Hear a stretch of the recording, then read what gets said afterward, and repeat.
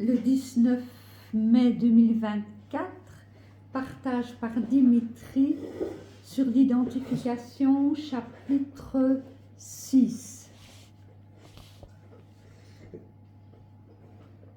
Et mettre.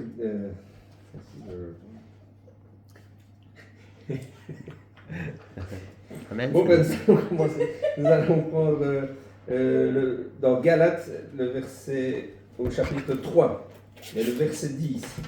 Allez, Mona, on y va. On est déjà dans la parole. Ah oui. Galates. Galates. En plus, elle lit très bien, Mona, Oui, Galates et 3. avec une voix très... Galates 3 combien, chaud 3, verset 10. Oui. Moi, c'est brocoli, hein. Oui. Brocoli, oh. Oui, c'est pas grave. On a des choux et des brocolis. On va faire une bonne salade. C'est ça. Tu l'as, Mona? Oui. Je lis. Oui. Car tous ceux qui s'attachent aux œuvres de la loi sont sous la malédiction. Car il est écrit, maudit est quiconque n'observe pas tout ce qui est écrit dans le livre de la loi et ne le met pas en pratique, et que nul ne soit justifié devant Dieu par la loi. Cela est évident puisqu'il est dit, le juste vivra par la foi.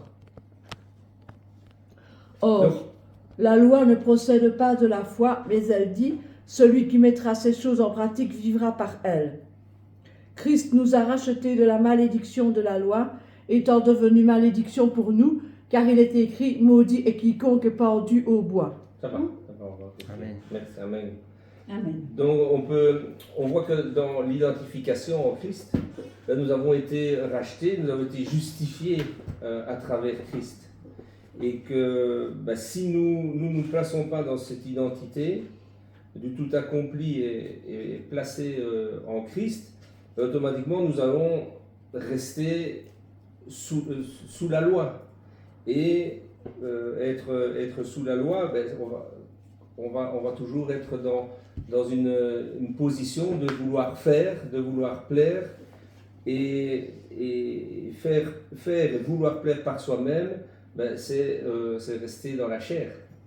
Et donc ici, être dans la chair, ça veut dire aussi que nous sommes condamnés, parce que personne ne peut se racheter et personne ne peut plaire à Dieu par soi-même, sinon que par Christ qui est en nous. Donc c'est là aussi le seul accès que nous avons, c'est par notre justification en Christ. Amen. Donc Christ nous a rachetés de la malédiction qui est de la loi. Donc si la loi a été mise, a été donnée par Dieu, c'est pour nous montrer et vraiment nous faire comprendre le péché. Et si nous sommes dans la loi, donc nous y resterons, parce que seulement Dieu peut nous justifier.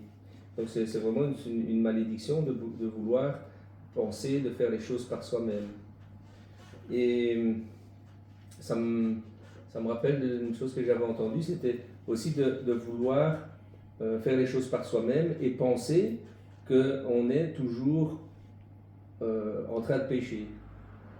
Donc on peut même être justifié, savoir qu'on est justifié en Christ, et savoir qu'on est dans une identité, mais en même temps toujours se tracasser de savoir si on est dans le péché et si on est réellement sauvé. On peut avoir toujours ce doute, et l'ennemi peut utiliser ce doute de nous faire douter justement et hésiter, de dire tiens, est-ce que réellement je plais à Dieu, ou est-ce que réellement je suis toujours dans le péché, alors que nous devons, ça c'est une manière aussi de rester dans la loi. Il n'y a pas le lâcher en Christ. Ça veut dire qu'on hésite et on se dit qu'est-ce que je pourrais bien faire, est-ce que je suis toujours en train de pécher. Et ça c'est une manière, je me répète là, mais de rester sous la loi et de vouloir faire les choses par soi-même. Et c'est très interpellant, parce que comme chrétien, ça nous arrive souvent. En tout cas, je parle pour moi. Maintenant, merci Seigneur, j'avance dans l'identité, mais voilà, il y a peu, ce doute rentrait souvent en moi de savoir si vraiment j'étais pardonné de tout.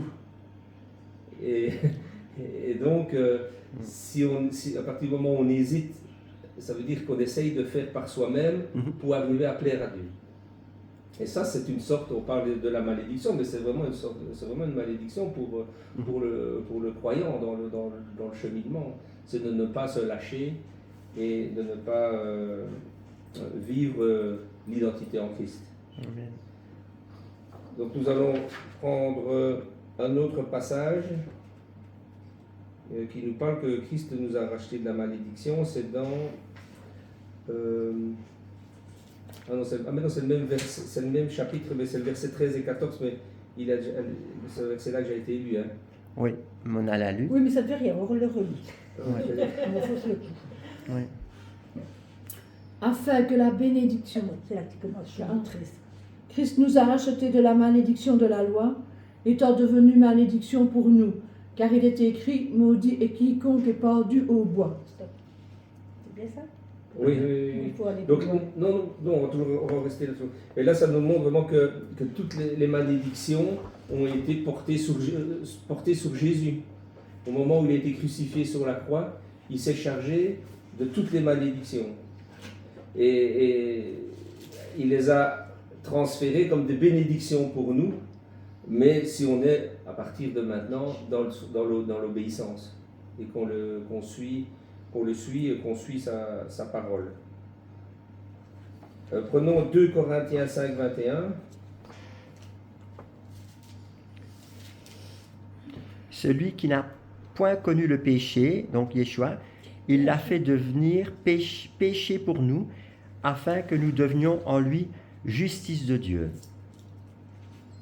Oui, donc c'est parfois difficile pour nous de nous imaginer ce que a connu Christ sur la croix, hein, pour pouvoir justement porter tous les péchés de toute l'histoire, parce qu'il est non seulement mort pour nos péchés, les péchés du juste, les péchés de ceux qui l'ont accepté, mais aussi pour les péchés de ceux qui ne le connaissent pas encore.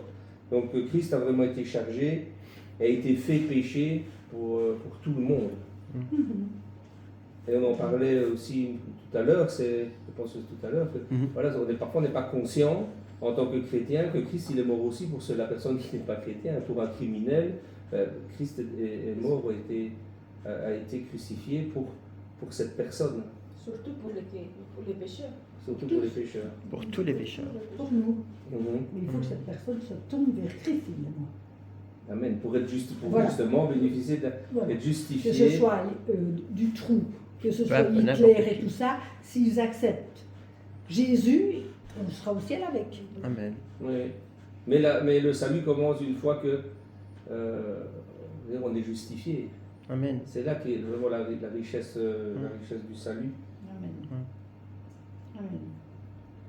Donc dans Genèse 3, 14. Genèse, c'est le premier livre.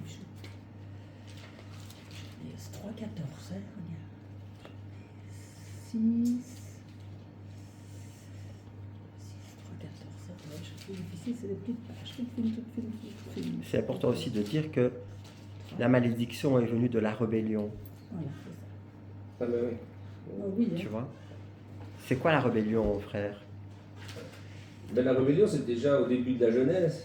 On voit que Adam, c'est la chute, quoi. La chute du premier Adam. C'est le choix, Ouais. c'est le jeu, C'est l'ego. l'homme qui Et c'est pour ça que la loi a été donnée. C'est ça. Amen. Ouais. Vous l'avez, Genèse 3, 14? Ouais. Mona? Oui, oui. L'Éternel Dieu dit au serpent, puisque tu as fait cela, tu seras maudit entre tout le bétail et entre tous les animaux des champs.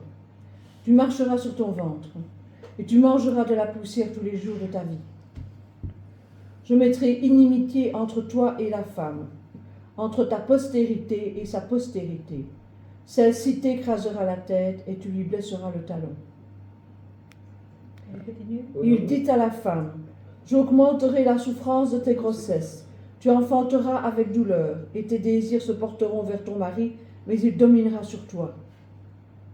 Ok, ça va, on va peut-être rester là. Donc on voit justement la malédiction là lors de la chute, et donc ce que Dieu a prononcé pour l'homme, ce qu'il allait lui attendre, ce qu'il allait attendre l'homme, jusqu'au moment où, enfin encore maintenant, mais où le dernier Adam, où Jésus allait venir pour nous racheter de ces malédictions. Amen. Hmm? Il est devenu malédiction pour nous Il parce est- qu'il est écrit maudit et quiconque soit pendu au bois. Amen. Voilà. Il est devenu malédiction pour nous afin que nous soyons justifiés Devant Dieu. à travers Christ devant Dieu. Amen. Ouais. Amen, Seigneur. Mhm. Alléluia, Seigneur. Et en fait, on voit que aussi la malédiction tombe sur le serpent, Amen. Oui. puis tombe sur Adam, donc Adam et Ève, puisque Adam était un être spirituel, hein, il n'était pas physique, et que ça continue en fait. Il va dire, puisque tu as écouté la voix de la femme, et que tu as mangé de l'arbre au sujet duquel je t'avais donné cet ordre, tu n'en mangeras point, le sol sera maudit à cause de toi. Donc, il y a une malédiction qui tombe sur le côté féminin d'Adam, une malédiction qui tombe sur le côté masculin d'Adam, et ça continue en fait. Oui, sur la terre. Et sur la Sur terre, les animaux, les aminoses, tout. Oui, oui. tout a été maudit. Et c'est à vrai cause que de l'homme. Christ a tout accompli, et dans ce tout accompli, il a même porté une couronne d'épines. Mais j'adore la révélation que tu as eue. J'adore pas, j'aime Oui, bien la amen, révélation par Dieu. que tu as eue, que ça signifie que cette couronne-là, en fait, il est en train d'acheter la terre. Il a racheté la terre. terre aussi. Il a tout accompli. Tout à fait, parce que même dans le ciel, il a aspercé son sang après, Tout. après la mort, et a tout restauré. Tout. Le ciel comme la terre, il Exactement. nous a restauré. C'est pour ça que aussi, comprendre qu'il l'a payé pour que nous soyons bénis, comprendre aussi que nous avons cette autorité qui vient de Dieu pour bénir tout.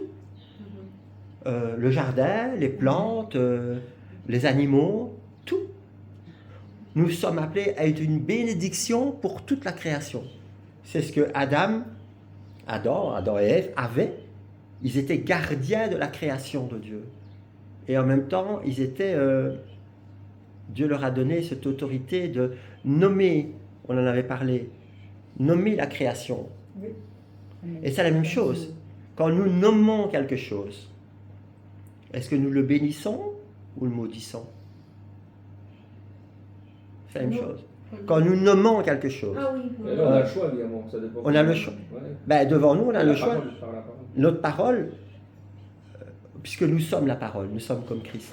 Donc quand nous nommons, si on va regarder une plante et qu'on la regarde et qu'on pense comme telle est, tu vas vraiment mal comme telle est, on la maudit. Oui, Ah oui, c'est l'importance des mots. Souvent, on n'est pas... des pensées et des mots. Mais aussi, c'est important, enfin, il me semble important de savoir Pardon. que aussi pour ça, Christ nous a rachetés. Amen. Bien sûr, il ne s'agit pas de commencer à se justifier par des mauvais mots qu'on va dire de temps en temps, Non. mais il ne faut pas non plus se charger avec ça. Non. Le Seigneur est mort pour ça et on est libre, donc Amen. il faut bien sûr se demander pardon, Oui, être conscient de l'erreur commise, mais ce n'est pas ça qui doit Nous culpabiliser. nous culpabiliser. non. Mais oui, Bien sûr. changer notre langage. Oui, mais C'est l'amour en fait. Ouais. oui. Oui. Donc ça ne nous donne pas une porte ouverte sur le péché, mais le tout accompli Amen. et vivre en Christ doit nous rendre libres et doit nous faire reposer dans l'acte. Amen. Donc, parce que à partir du moment où on est dans le péché, qu'on vit dans le péché, ben, automatiquement, on reste dans la malédiction. La malédiction va continuer. Si on continue, on reste conscient à marcher dans dans le péché. Donc dans Deutéronome 28, là on peut voir justement ce que Dieu nous dit si on n'obéit pas à sa voix. Il y a du 28, mais je ne sais pas quel verset. C'est le premier, du 1 à 6. Allez, Mona. Ah, Du 28, hein? Non, 28 à 6. Deutéronome 28. Oui.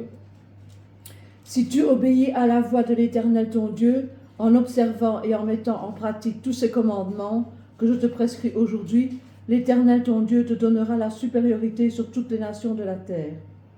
Voici toutes les bénédictions qui se répandront sur toi et qui seront ton partage lorsque tu obéiras à la voix de l'Éternel, ton Dieu. Tu seras béni dans la ville et tu seras béni dans les champs.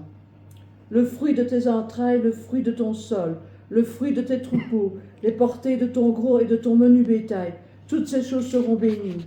Ta corbeille et ta huche seront bénies. Tu seras béni à ton arrivée et tu seras béni à ton départ. Donc voilà, si on prend le contexte, si on prend ce passage-là dans le contexte, on se dit, magnifique, moi si j'obéis à la voix du Seigneur, c'est la réalité de beaucoup, moi je vais être totalement béni. Il faut savoir qu'à ce moment-là, c'était la loi, donc les personnes devaient obéir à sa voix, mais pour demander pardon, il y avait des sacrifices.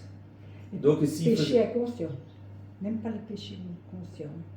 Oui. Le péché conscient, c'était l'amour, hein? Celui qui a ramassé du bois le jour du sabbat, plic. Oui, Ah, oui. mais surtout ce que je veux dire par là, c'est que il y avait un acte qui était, pour pouvoir profiter des bénédictions de Dieu, c'était un acte qui devait être posé.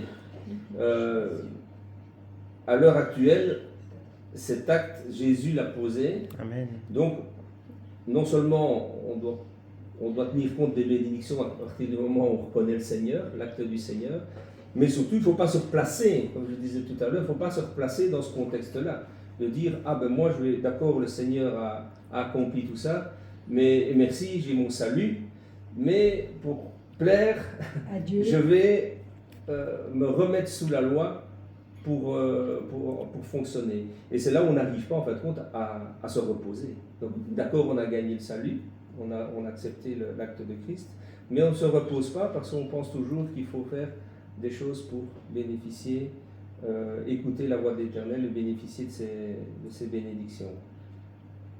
Par contre, du 15-22, on voit là, si on n'obéit pas à la voix de l'Éternel, 15, 22.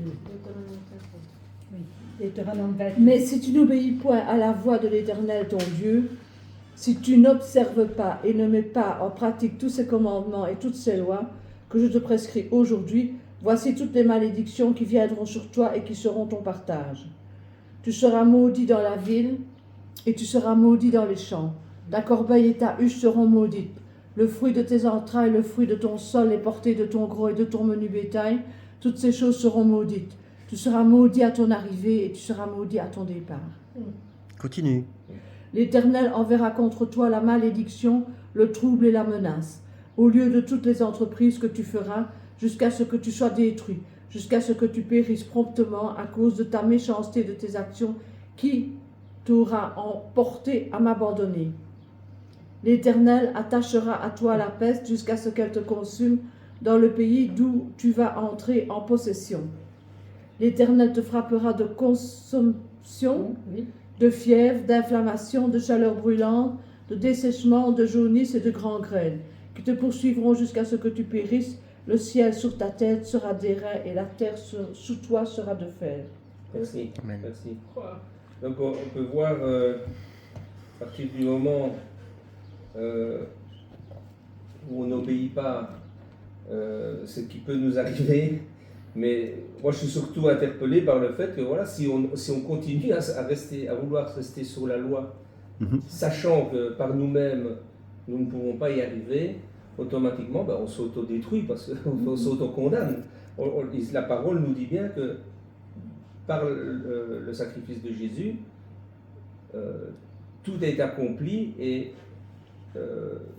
tout nous a été donné et nous pouvons nous reposer. Si nous nous forçons à vouloir faire les choses par nous-mêmes et essayer d'obtenir le bien par nous-mêmes, nous nous orientons à ces malédictions, ces condamnations. Et Jésus, il nous apportait quoi dans la croix? Le Jésus dans la croix, justement, est venu porter tous nos...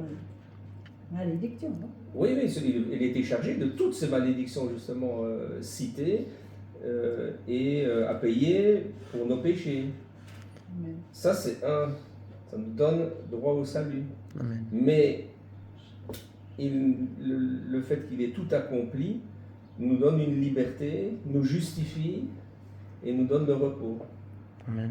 Donc c'est pour ça que je disais tout à l'heure que le salut, on va dire, voilà, c'est la partie qu'on reçoit, que c'est automatique. On a accepté le Seigneur, c'est automatique, voilà, on le reconnaît, Seigneur et Sauveur, on a le salut.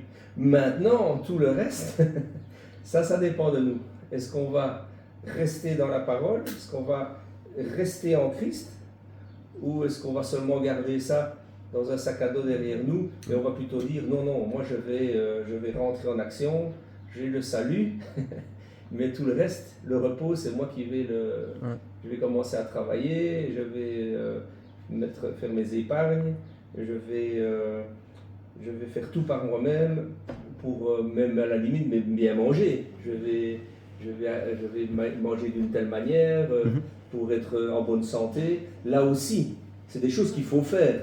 Évidemment, on ne va pas non plus manger 3 fois plus qu'il faut, mais ça fait partie aussi du repos en Christ. C'est respecter son corps et Le temps du Saint-Esprit. qui est le temps du Saint-Esprit. Merci. Amen. J'aime bien En aussi fait- les points ici qui sont Oui. cités, si tu sais nous les commenter, tu vois.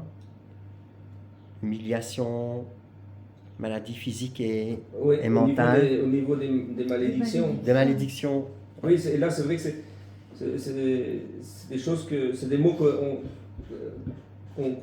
reconnaît plus facilement. Hein. L'humiliation, les maladies physiques et mentales, rupture familiale, puis aussi la pauvreté, les défaites, l'oppression, l'échec et la désapprobation de Dieu. Dans désapprobation, c'est croire que l'on doit, comme tu dis, plaire à Dieu par nos œuvres. En fait, on mérite et on a la désapprobation de Dieu. Ouais, maintenant, il y a d'autres Ils choses sont qui... Christ. Hein? Ils sont Christ, Oui. évidemment. Ils sont Christ en mariage. Mais ce sont tous des points Mhm. qu'on peut travailler par l'identité en Christ C'est ça. et le Mhm. fait de se reposer en Christ. Amen. Souvent, ce sont des choses qui arrivent parce qu'on veut faire par soi-même C'est ça. et à un moment donné, on est limité et on tombe dans la défaite par nos œuvres. Donc ce sont pas même des choses qui nous arrivent comme ça par hasard. C'est pour faire plus que ce que Dieu nous demande. Et bien nous mettons, nous condamnons avec ces différents points-là. J'ai ici, par rapport à rupture familiale, entendu un témoignage d'une sœur, parce que je la considère comme une sœur, et le Saint-Esprit me le montre, même si voilà, il y a des choix qu'elle doit faire, où elle me parlait d'un jeune qui est né dans un système religieux, pendant toute sa vie, il a été là-dedans, il a appris le chant, il a appris la guitare, enfin, les instruments, il chantait dans la chorale, etc., etc. Il faisait plein de choses pour Dieu. Et puis après, pour une raison, sa femme l'a quitté. Donc, c'est voilà, éloigné de Dieu d'une certaine façon, parce que la rupture familiale, la blessure a fait que. Et alors, le questionnement, c'était, et après toutes les choses qu'il a fait pour Dieu. Et là, c'est la loi. Voilà, c'est ça. Il ne fait rien pour Dieu. C'est la loi. C'est Jésus. Tout ce qu'il a fait pour Dieu.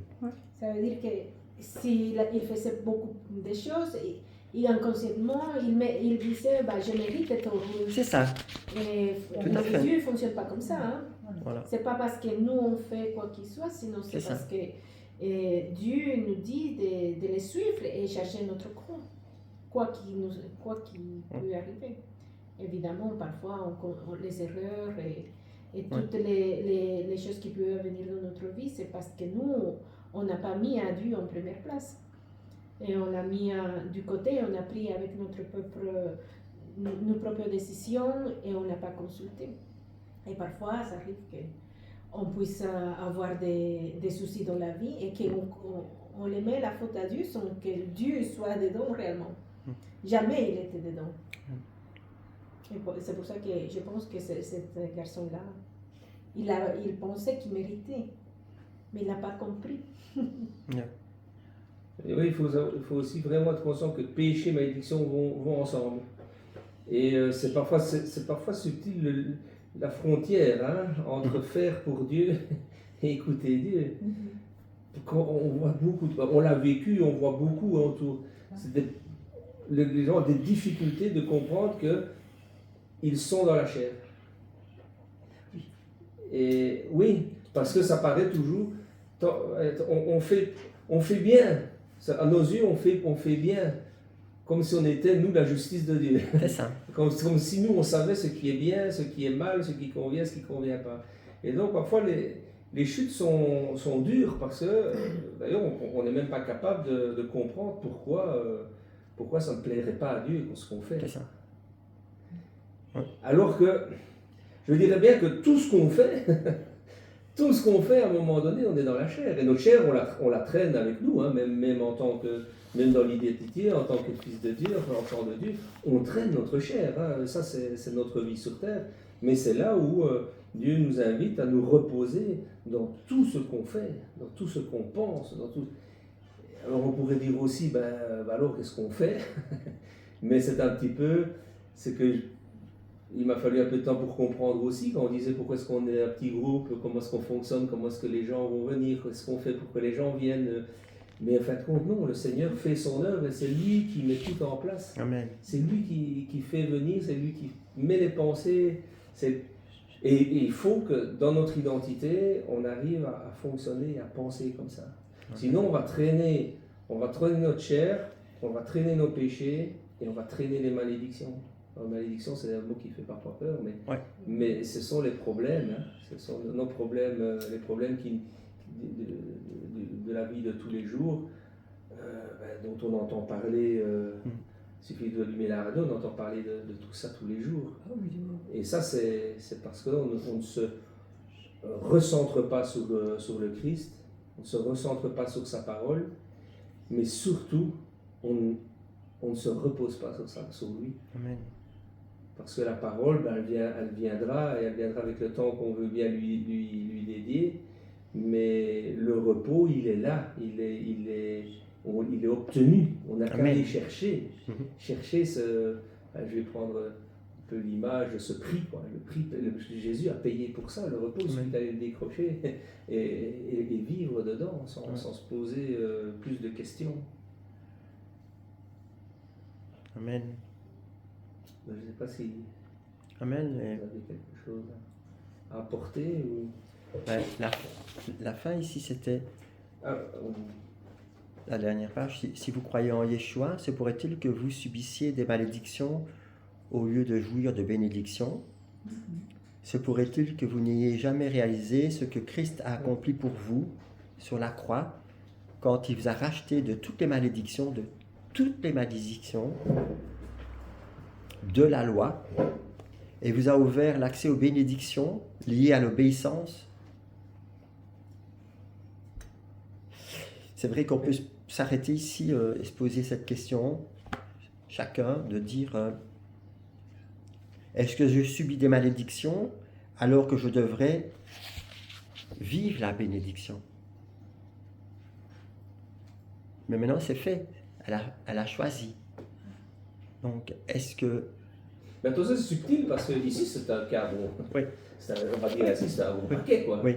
Mais il y a des choses beaucoup plus subtiles de la vie qu'on est convaincu qu'on fait les choses, on ne fait pas les choses charnellement.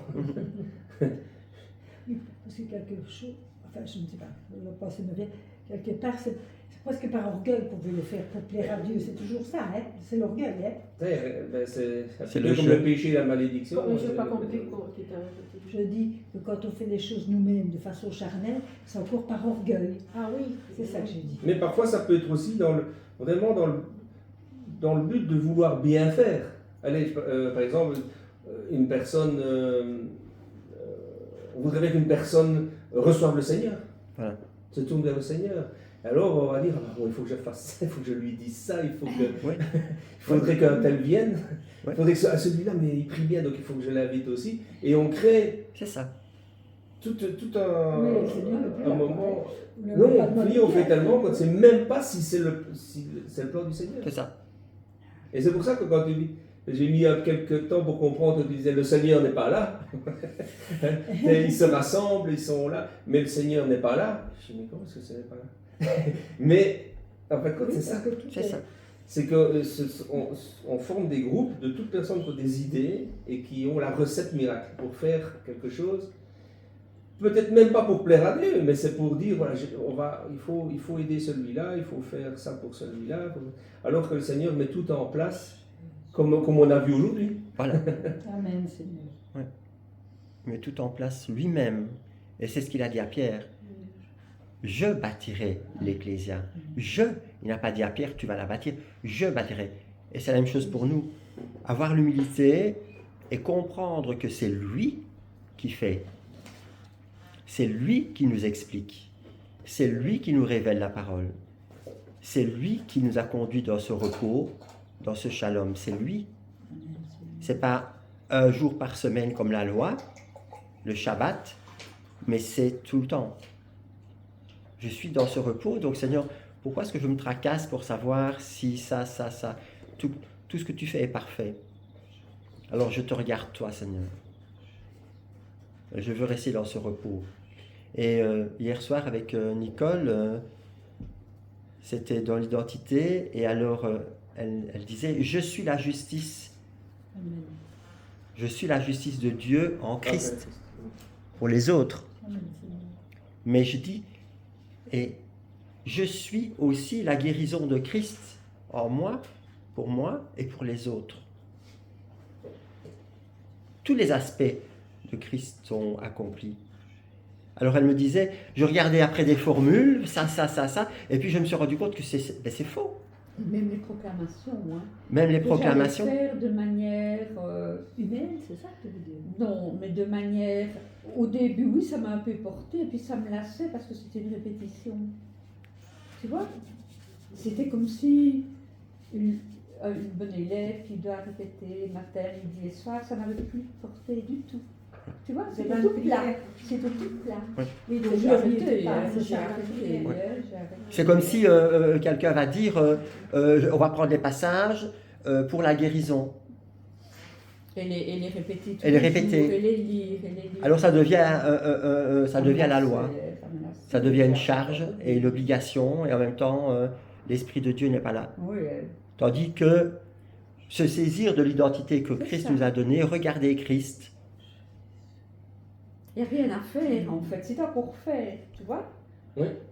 Même C'est les faire. proclamations, c'est encore ça. faire. c'est encore faire. Je regarde Christ. Voilà, c'est ça. Christ est ma sagesse. Donc, Christ est Voilà, ma voilà, par justice. exemple. Mais ici, dire que je suis la justice de Dieu en Christ, ok. Mais c'était par exemple autour de la guérison, j'avais pu entendre des paroles qui étaient pour moi des paroles Réma. Bon, je les ai reçues en tant que paroles Réma, ok. Et puis elles continuent à faire leur œuvre en moi. Mais moi, si je commence au départ de ça à faire une phrase et la répéter X fois par jour pour me l'entrer là, ça m'embêtait. Donc moi, je ne suis pas une bonne élève pour ça. Moi. Je ne suis pas studieux, je ne suis pas disciplinée, j'ai laissé tomber. Ça n'avait plus de saveur. Tu Et la comprends? parole Réma en avait une. Humaine. Mais elle continue Oui. son Dieu œuvre n'y en moi, était je le plus. sais. Je n'ai pas besoin d'aller Attends, ouais. apprendre par cœur et me la répéter. Pourquoi faire? Au lieu de faire un devoir, Je pense que Oui, c'est c'est l'Esprit comme un Saint qui devoir. va te Voilà. rappeler. Et tandis Ouais. qu'une parole Réma, ben, elle est reçue et le Saint-Esprit la fera Quand tu sortir le quand il liras, le voudra. Seigneur il va C'est te ça. rappeler quand il faudra. C'est ça. Voilà. Voilà. Au lieu de faire un devoir pour obtenir ce que Dieu a déjà accompli, Évident, comme tout, hein. c'est se tourner vers Dieu et savoir qu'il l'a accompli. Oui. Donc, si je dis je suis la justice de Dieu en Christ pour moi et pour les autres, C'est parce que lui, je il a suis, accompli. il l'a parce qu'il l'a fait. Voilà. Je suis la guérison de Christ pour moi et pour les autres, parce qu'il l'a déjà accompli. Et ça fait son chemin.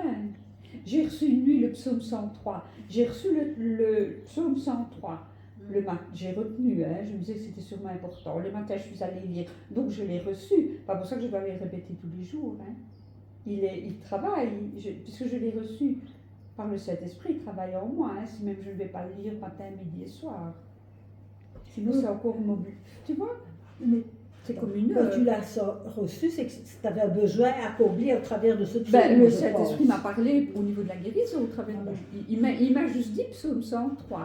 Voilà, Je me suis dit, il faut que... Seigneur, aide-moi à retenir ça. Le matin, quand je me lève, je vais regarder. C'est celui-là C'est justement super important. Oui, hein. ça, Psaume de ça, David. Bénis l'Éternel, ô mon âme, n'oublie aucun de ses bienfaits. C'est moi qui te sors, je ne sais plus moi, de la fosse, qui guérit toutes tes maladies, qui te fait rajeunir comme l'aigle. Enfin voilà, je l'ai reçu. Voilà. Lis-le. Attendez, une autre version. Hein. Béni Yahvé mon âme, du fond de mon être, son saint nom. Béni Yahvé mon âme, n'oublie aucun de ses bienfaits. Lui qui pardonne toutes tes fautes, qui te guérit de toute maladie, qui rachète à la fosse ta vie, qui te couronne d'amour et de tendresse, qui rassasie de bien tes années, et comme l'aigle se renouvelle ta jeunesse.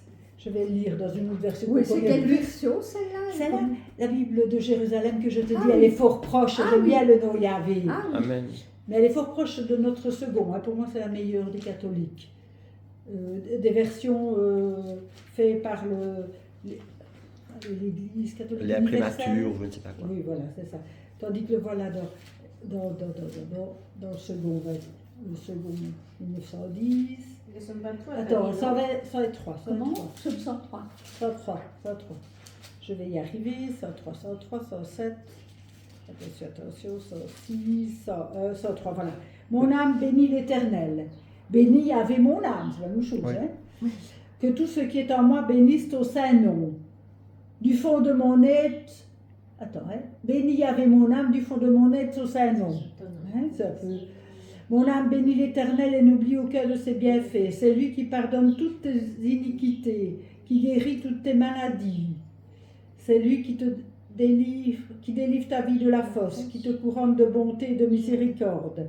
C'est lui qui rassasie de bien ta jeunesse et qui te fait rajeunir comme l'aigle. Amen. Je continue? Amen. Oui. Oui.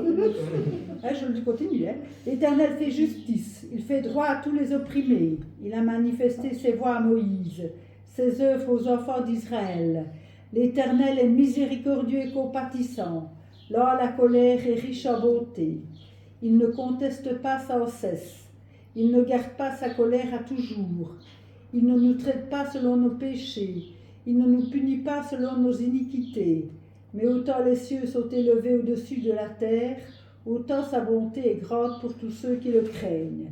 Autant l'Orient est éloigné de l'Occident, autant il éloigne de nous nos transgressions. Comme un père a compassion de ses enfants, l'Éternel a compassion de ceux qui le craignent, car il sait de quoi nous sommes formés, il se souvient que nous sommes poussière. L'homme, ses jours sont comme l'herbe, il fleurit comme la fleur des champs. Lorsqu'un vent passe sur elle, elle n'est plus, et le lieu qu'elle occupait ne la reconnaît plus.